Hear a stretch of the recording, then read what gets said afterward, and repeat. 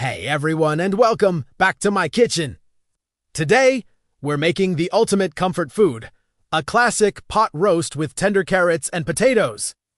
This is one of those meals that makes your whole house smell amazing, and it's surprisingly easy to put together. I promise, by the end of this video, you'll be able to make a pot roast that will have your family and friends begging for the recipe. So, let's get started. First things first, let's talk about the star of the show, the beef. You want to look for a cut like a chuck roast, brisket, or a bottom round.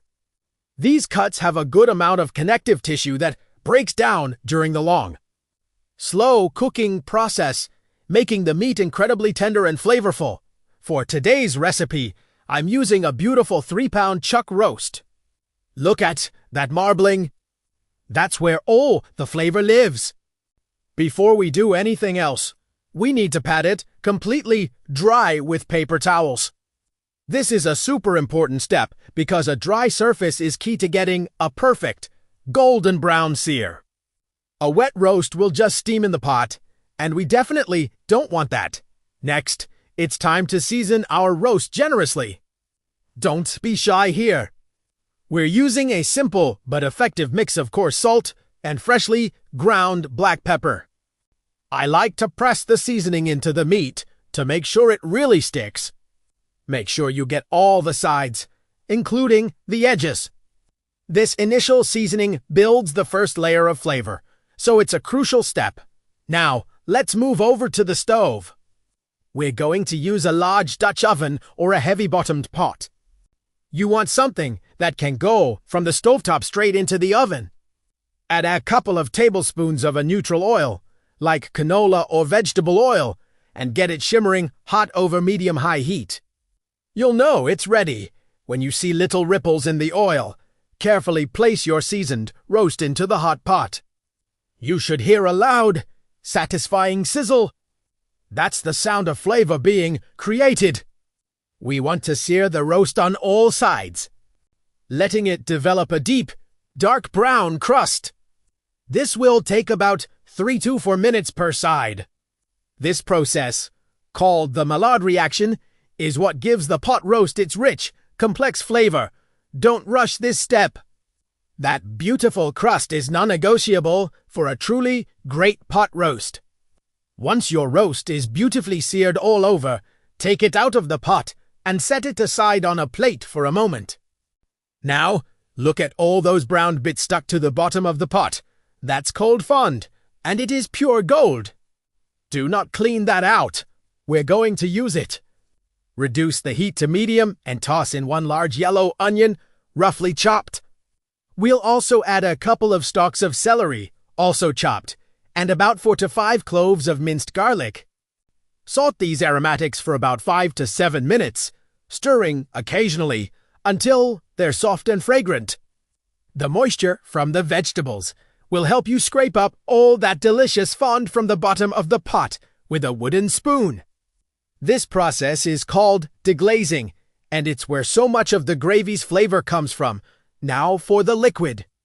We're going to add about a cup of dry red wine, like a Cabernet Sauvignon or a Merlot. If you prefer not to use wine, you can substitute it with more beef broth. Pour it in and continue to scrape the bottom of the pot. Let the wine simmer for a couple of minutes until it has reduced by about half. This cooks off the alcohol and concentrates the flavor. After the wine has reduced, we'll pour in about 4 cups of beef broth. I always recommend using a low-sodium broth so you can control the saltiness of the final dish yourself. To this liquid, we'll add some herbs. I'm using a few sprigs of fresh thyme and a couple of bay leaves.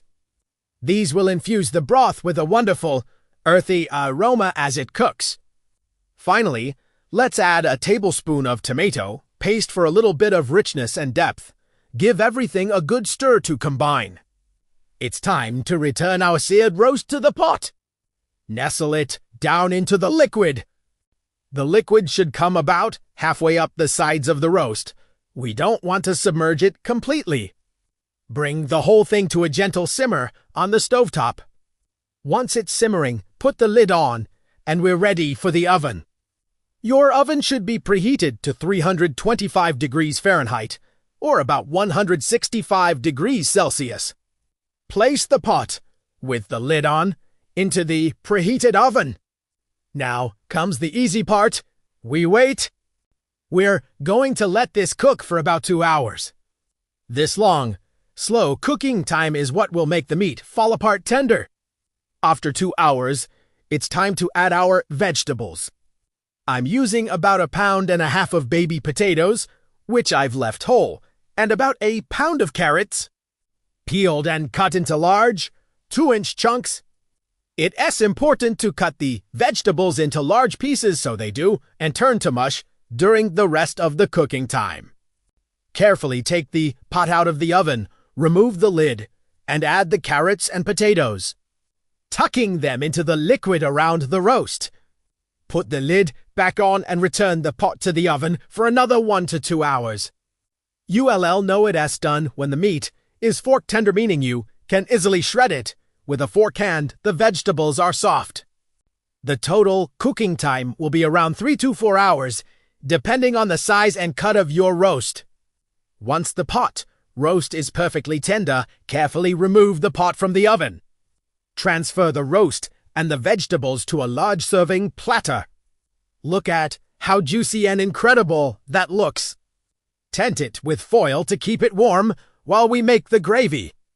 To make the gravy, we'll strain the remaining liquid from the pot into a saucepan to remove the herbs and any large bits. Bring the liquid to a simmer over medium heat. In a small bowl, whisk together 2 tablespoons of cornstarch with 2 tablespoons of cold water to create a slurry. While whisking the simmering broth, slowly pour in the cornstarch slurry. Continue to whisk and let it simmer for a couple of minutes until the gravy thickens to your desired consistency. Be sure to taste it and adjust for seasoning. It might need another pinch of salt or pepper, and there you have it. A perfect, show-stopping pot roast. You can shred the meat or slice it thick. Serve it up with those tender potatoes and carrots. And then generously ladle that rich, savory gravy all over everything. It's a complete meal in one pot, and it's the definition of comfort food. I hope you give this recipe a try. It's perfect for a Sunday dinner or anytime you want a truly satisfying meal. Thanks so much for cooking with me today. If you enjoyed this video, please give it a thumbs up. And don't forget to subscribe for more delicious recipes. See you next time